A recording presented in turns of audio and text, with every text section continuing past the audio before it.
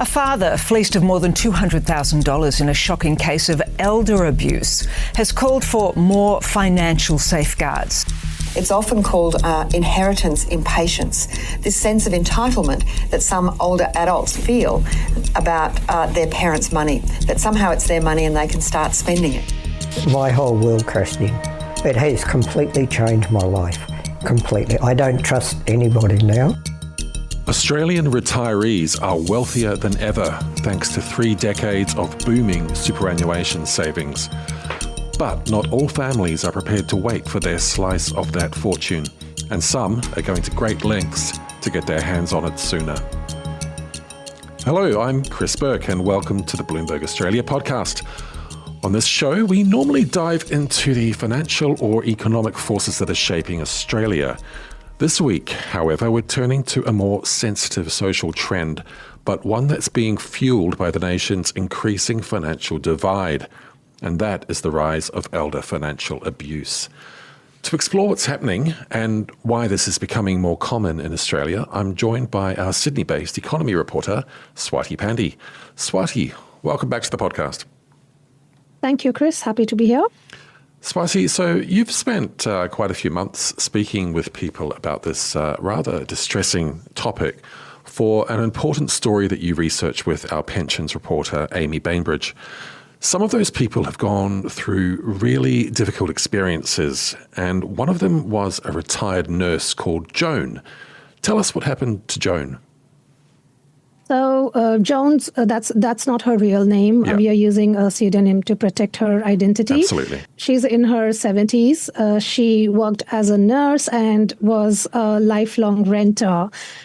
She retired with about 70,000 Aussie dollars, and she gave the money to a family member who told her they'd build her a granny flat at the back of their house, which was a great outcome for her because she would then have a place to live in.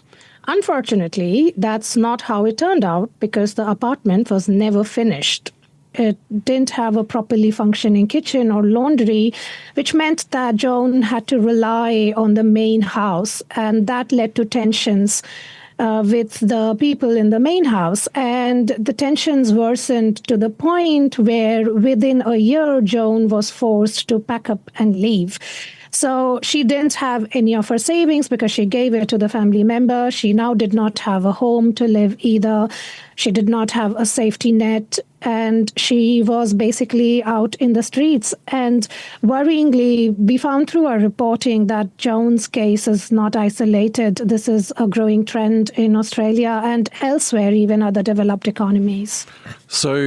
Right. So Joan thought that she was securing a permanent home for the rest of her retirement. Basically, this granny flat that the family member was going to build in the backyard, and that just all that fell apart clearly. Look, when we talk about financial abuse, what exactly do we mean by that, and why are Australian retirees becoming more vulnerable? So financial abuse is when someone takes advantage of another person's money or assets without their full consent. So that can mean pressuring them into handing over cash or misusing their bank accounts, or even coercing them into changing wills or property titles. And we heard examples of all of this in our reporting. In particular, when we talk about financial elder abuse, there are 2 forms. One is inheritance impatience, which accounts for a significant share of abuse, where children pressure parents to release funds early. So they are not willing to wait for the parents to pass. Mm-hmm. Then there is inheritance preservation, where children prevent their parents from spending the money because the children think that, it's the money that they will inherit. So they do things like blocking access to services or blocking access to alternate housing or care arrangements, which often leads to neglect or premature death. To answer your second question, Chris, why Australian retirees are becoming more vulnerable to this, one is that they have a significant savings pot. So overall, Australia's retirement saving is $4.3 trillion. That's massive.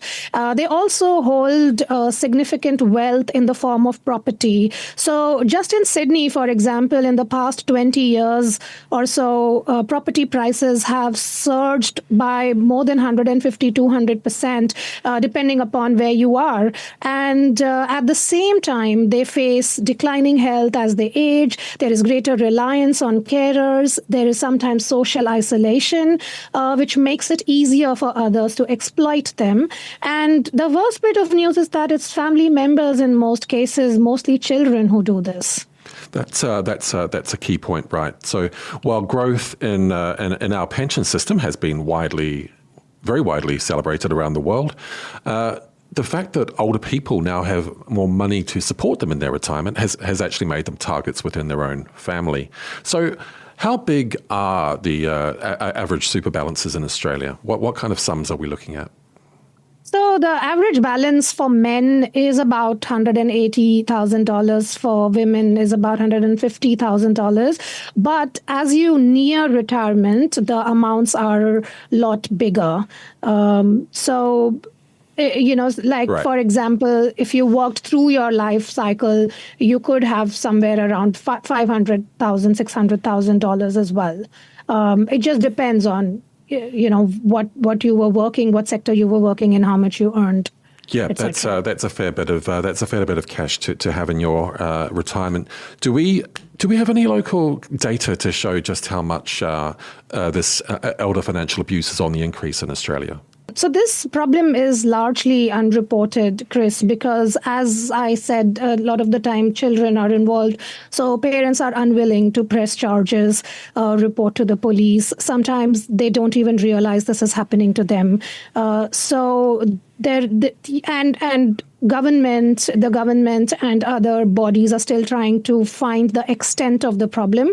So we don't really have official stats, but there are some data that we can look to get an idea of what's happening here. So there was a 2020 analysis that was done by a helpline run by Seniors Rights Victoria, which is an Australian service which aims at preventing elder abuse. And that showed a 63% rise in calls over 7 years, and most dealt with psychological abuse or financial abuse.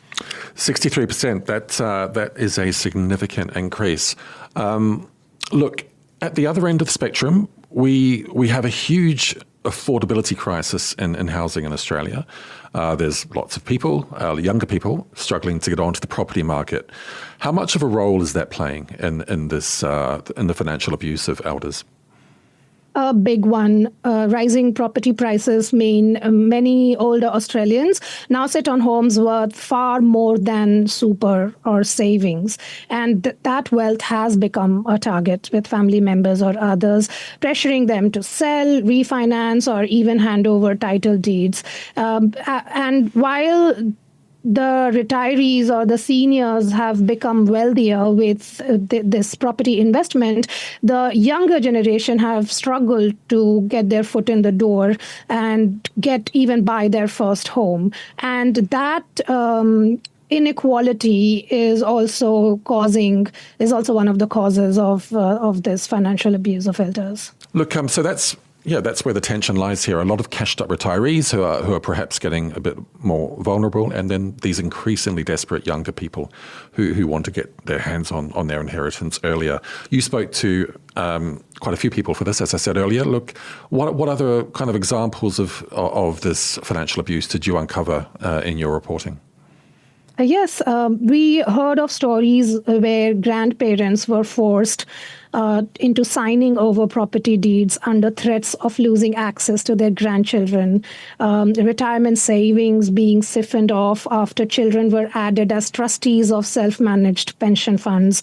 One of the lawyers we spoke with, Marianne de Mestri, who is also a lecturer at Macquarie University in Sydney, she told us she's been getting a number of calls on a regular basis from adult children wanting to know if they can get an early inheritance or how they can get financial assistance to pay off mortgages.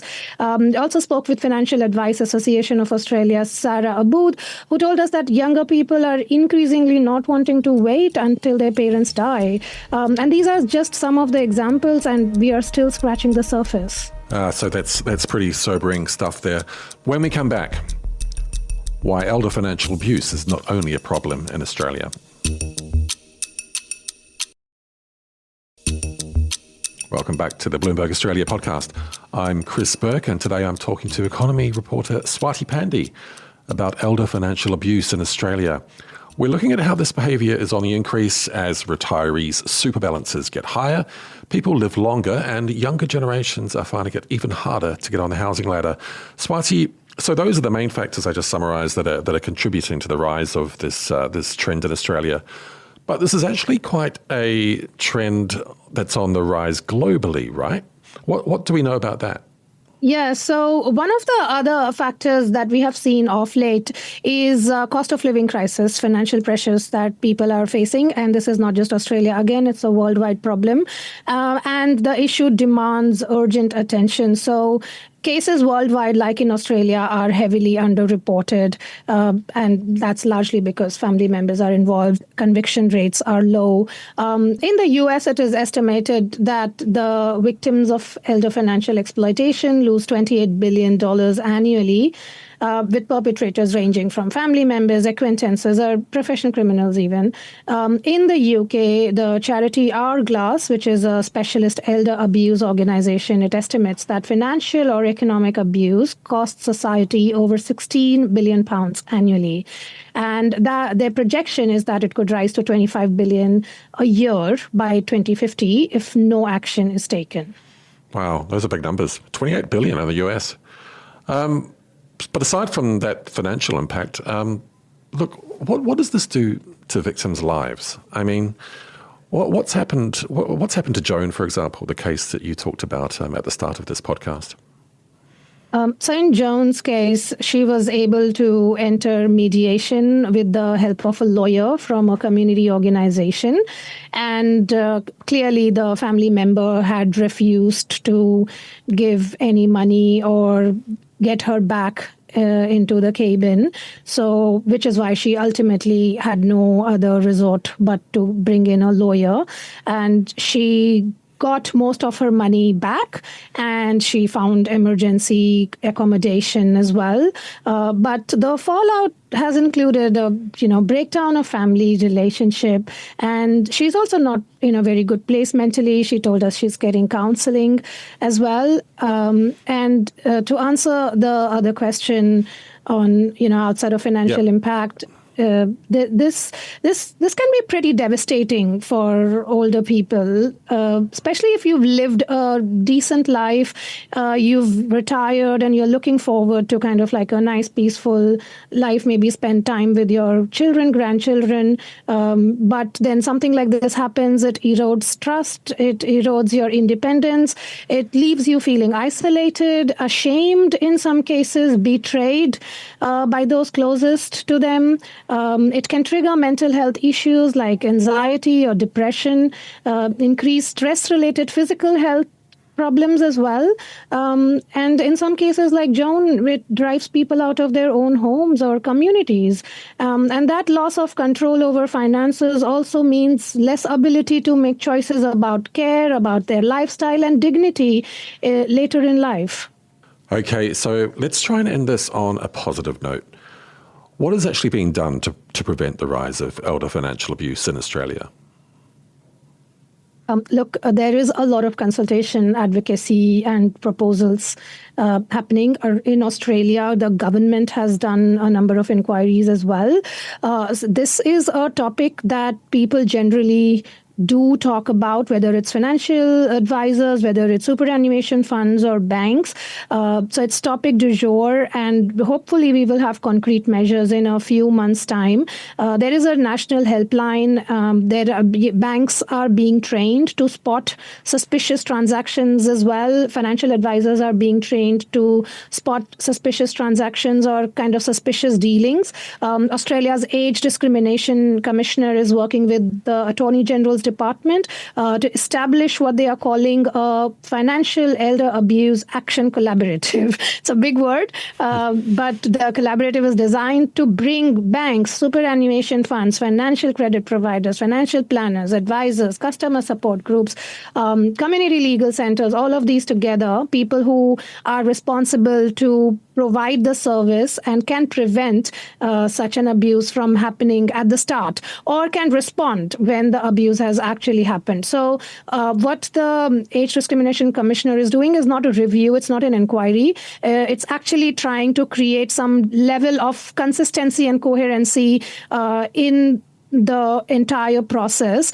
so that it's kind of like an Australia-wide response. Right now, it's individual banks doing it, or some state doing something. It's not coherent, it's not consistent. So that's the need of the hour right now. Okay. But what about for retirees themselves? What steps can they take to make sure this doesn't happen to them?